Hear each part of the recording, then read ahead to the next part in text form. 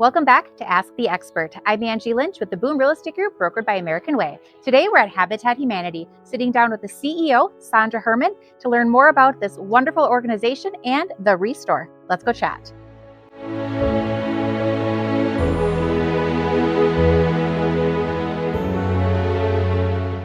Welcome back to Ask the Expert. I'm at Habitat for Humanity with the CEO, Sondra Herman. Thank you so much for doing this with me. Yeah, thanks for coming on in and having a chat. Yeah, I love it. Give us a little background about yourself and how you came to be the CEO of Habitat. Yeah, so I've kind of gone through a couple of different career changes and wondered kind of how they all fit together. I have an accounting background as my degree and my experience initially. I did that for about 5 years and then went into construction finance for a small startup residential framing company. And then after that, 2008 kind of hit us hard, and they made the decision to close the business. So making another career jump, I ended up at public health doing business administration. It is quite the kind of jump around a little bit, but it keeps things interesting. You look at it and you try and figure out how does this all come together. And then I was at public health during COVID, and I just took its toll. And I wasn't really looking, I knew that eventually there was going to be something different. And somebody had sent me a position description for an executive director position in Mankato, but not this one. When I went to search for that position to take a look at it, this is the first position that popped up. This position was open. And it just felt like everything kind of pulled together.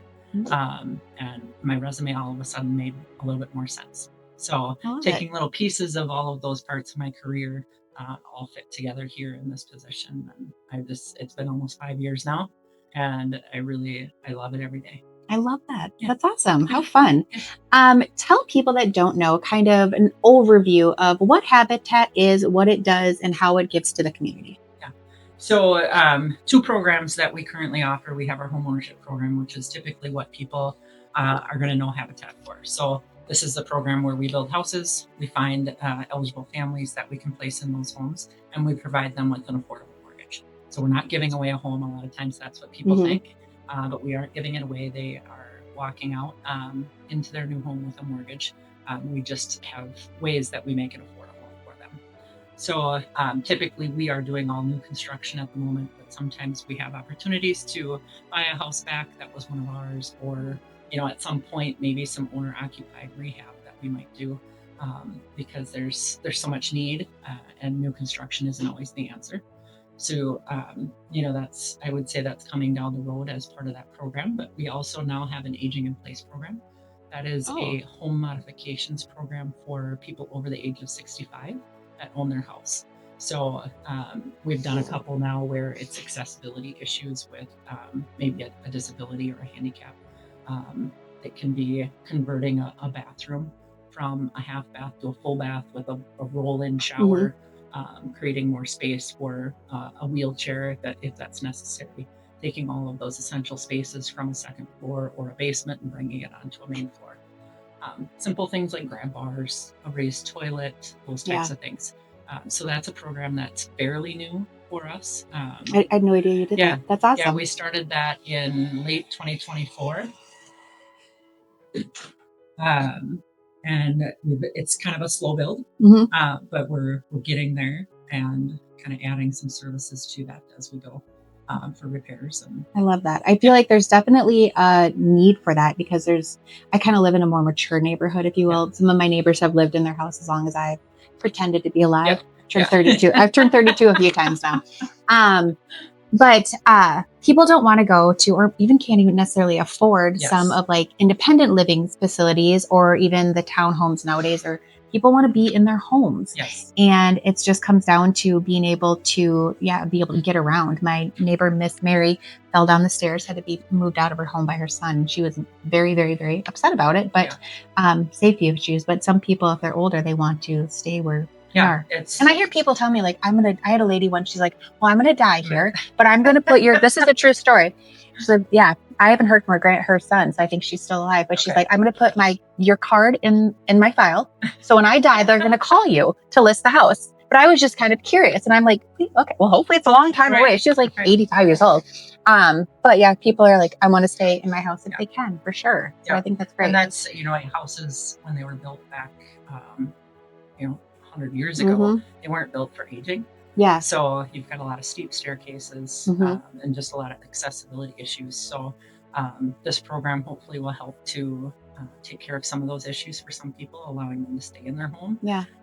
It does kind of add to the housing crisis as far as starter homes, because those homes that typically would turn over, we're not seeing that as much. Yeah.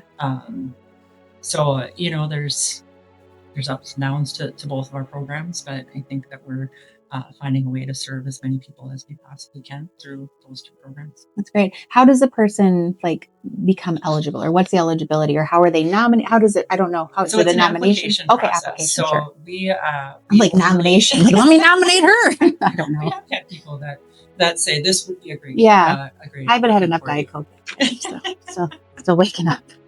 So it's an application process. We only open up the applications when we have a piece of land or a plan to build on a specific property. So we open that community application. It's through our website. They submit just a real simple application to start, and then it connects them with our programs manager, Holly, and they get the full application, where then a lot of times it's like, wow, this is a lot. It is a lot to be able to get into the program. So we don't, you don't want it to be easy, but we try and help them through the process as much as possible. A lot of verifications that have to happen in order for them to be able to prove that they can afford a mortgage. That's one of the criteria. They have to afford a mortgage. They have to put in 200 hours of sweat equity. So throughout the building process, once they enter the program, we give them opportunities to work in the ReStore, or they can work on their own house. They can work in a different house. We also give them opportunities to bring those some different community events that they can volunteer at. They can bring those to us, and we can say, yeah, you can do that, and that counts as part of your hours. So it's really connecting the community in different ways, and I love that. Really showing people what Habitat is. How many houses do you guys do a year? We close about 3 to 4 a year right now. We're trying to ramp things up, but again, it's hard with high construction costs and limited capacity of staff and capacity of budget. All those things create some challenge, but we're trying to do as much as we can to continue that pace and even grow it.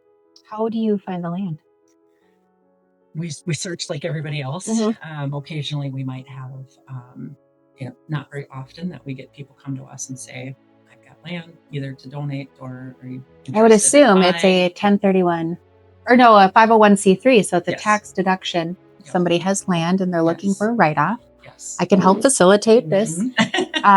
I'm not trying to make any money. I'm just saying I'll connect you to it if they want to donate land to you. We did have one woman in Nicollet who donated quite a bit of land to us.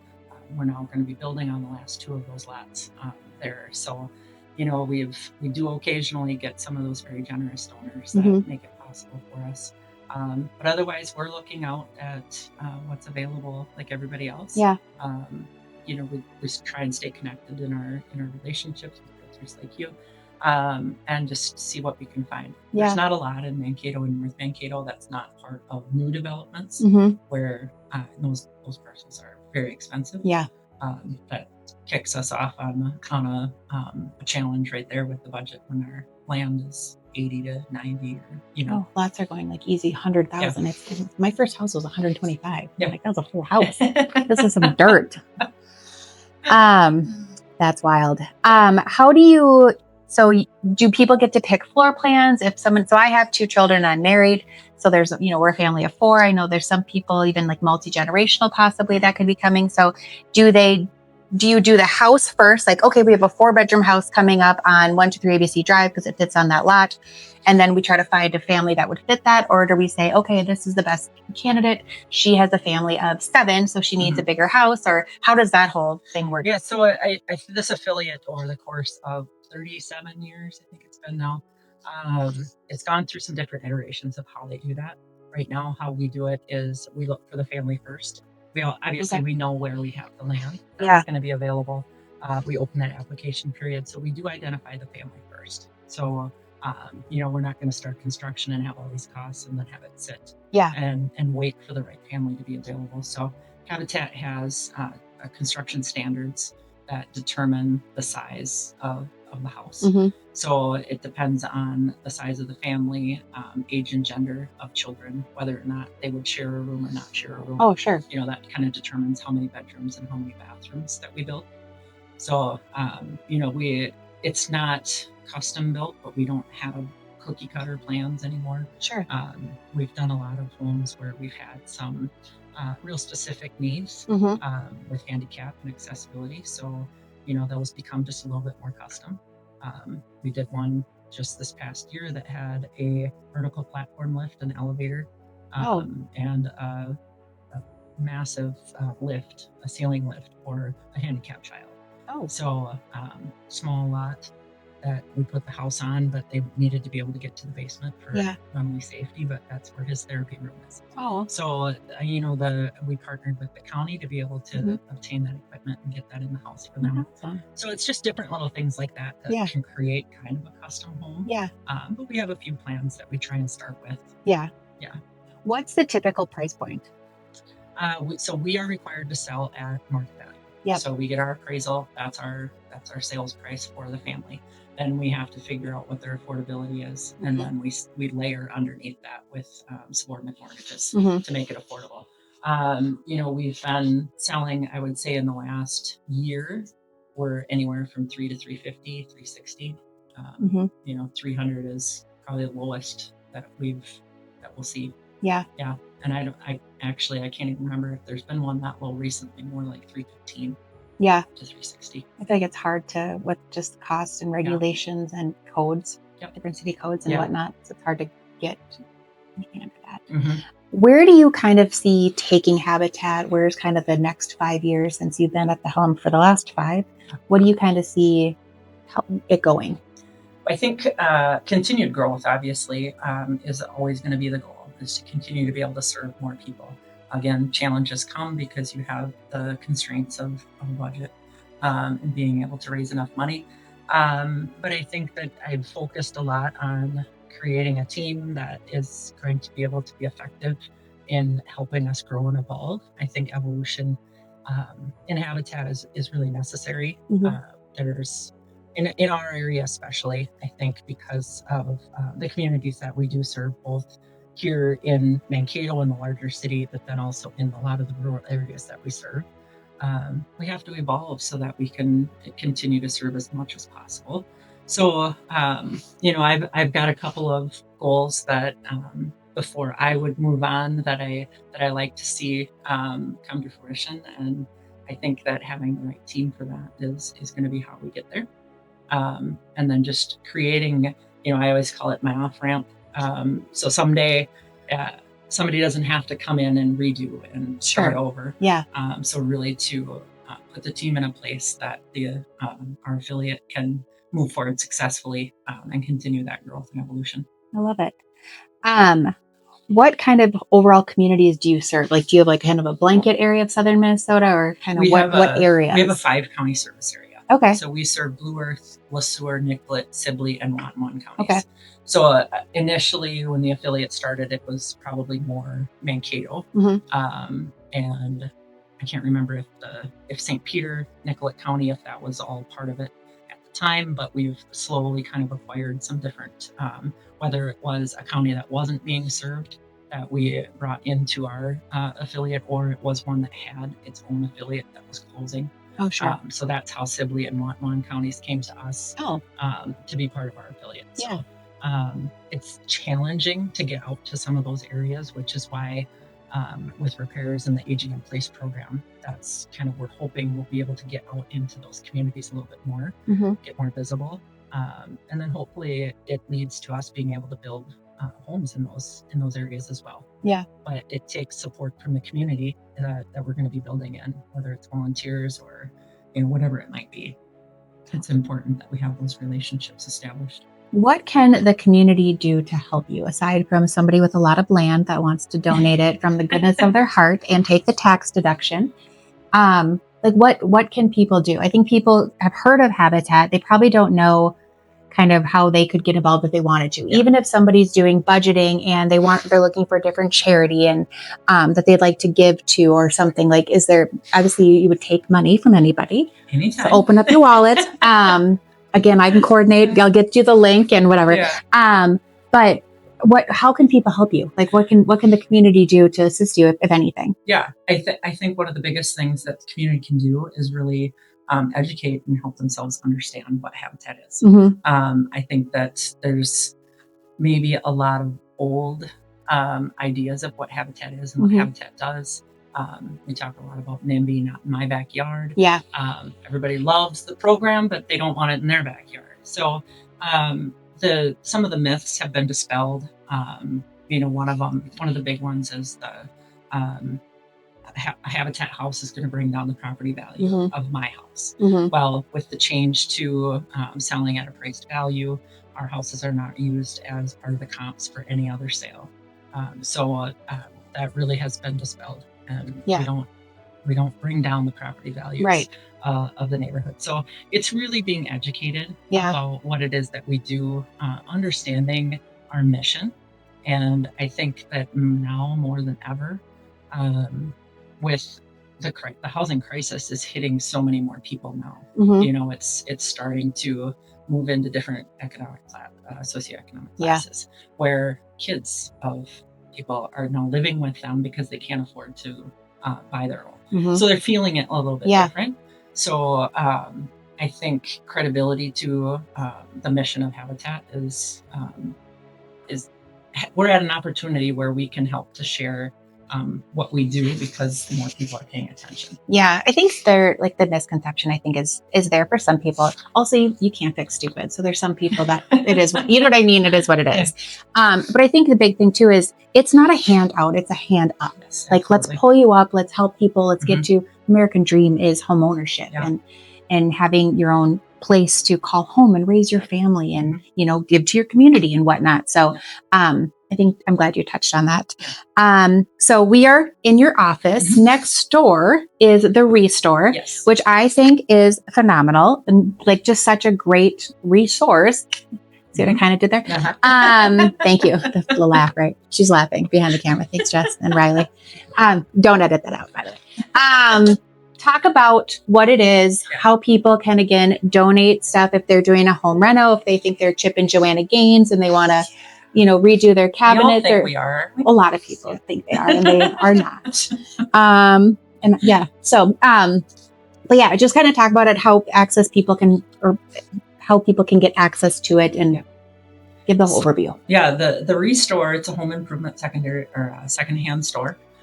So all of the materials that you might use for a rental or for building a home, whatever it might be. But it's like leftover, not like a used piece of wood. Right. Well, we do get that. Well, we get some of that stuff, maybe not used wood as much, but there's a lot of things that come to us that other people see it and they know that they have a use for it. Yes. And so, we have hunters that come every day looking for what did we bring in new. Treasure hunters, they look for their treasures. Yeah. So, but it really is a significant source of funds for us in our programs and in our operation. Yeah. It's keeping things out of the landfill. It's a place where people can drop their things off knowing it's not going to go to the trash. Yeah. We are going to do our best to repair it, clean it up, put it on the floor, and have somebody else be able to use it. So our store has got, our sales floor is about 8,500 square feet. And right now it is overflowing. Yeah. Yeah. Both our donations area and our store floor is overflowing. It's a good problem. Yep. I think people don't realize they can, any person can come, anyone from the street, you can join the treasure hunters, send them off a little bit. But I tell people, like, sometimes older cabinets, if they want to add some space, whatever, go to the ReStore because they probably have it, especially if people paint cabinets or if people want to do like a little dry bar thing in their basement. I'm like, go to the ReStore and get cabinets, throw some paint on them for sure. That base cabinet and do whatever you want to. Yes, absolutely. Very easy. Yeah. Same thing with people donating, like if they have leftover materials or whatnot. Again, it's a tax write-off. So we provide receipts when it's dropped off. We also have a lot of businesses that donate product that are overstocked or not selling. So we have a lot of those partnerships too. So we get a lot of new product That's awesome. as well. And, windows and doors, and I mean, you name it. Yeah. You might find it there. Yeah. I think it's just something that people, I think people know it's here, but I don't know if people realize how wonderful it is, and that it is like for sure open to the public. You don't have to bring a statement to be whatever. You do not have to be in our program to shop there. I love it. Yeah. So obviously the ReStore is such a great resource for people. Can you kind of go over what items people can donate and what people could be looking for? Like if somebody wants a cabinet, or if they want paint, or what kind of different things can we find? Yeah. Treasure hunting. I guess I'll start with some of the things that we don't take. Perfect. We're not like your typical thrift store. We don't take shoes and clothing. A lot of those, home knick-knack type things. We don't do a lot. We don't. Grandma's lamp. You're not taking. We will take a lamp. Oh, okay. But it's more the knick-knack stuff that we don't take. Office desks. We don't take office desks. Okay. We don't do a lot of bed frames. Like just some of the stuff that doesn't turn very fast and takes up a lot of space. But if you're looking to remodel any part of your house, typically there's going to be something that could probably come to us at the ReStore. Okay. So, toilets, we get a lot of toilets. And we obviously want them to be in good condition and clean. Yeah. But it is one of those things that it does turn over. Yeah. You pull out a sink from a kitchen or out of a bathroom vanity, you can bring that in. But then there's a lot of things that we do have some purchase products. So any paint supplies that you might need, rollers, paint pans, all of those paint brushes. We do offer 2 recycled paints. So Green Sheen and Amazon Paint are both, I should say Amazon Environmental, not Amazon, like what everybody knows Amazon. I was literally I didn't know they did paint. So now that's where my brain went. Amazon Environmental. So both of those are recycled paint companies. So they take all in recycled paint, and they're able to go through a process to clean it and filter it. And it's a really good paint. Both brands have been really good. That's awesome. We use that occasionally on some of our homes as well. And then there's soft furniture, hard furniture, windows, doors.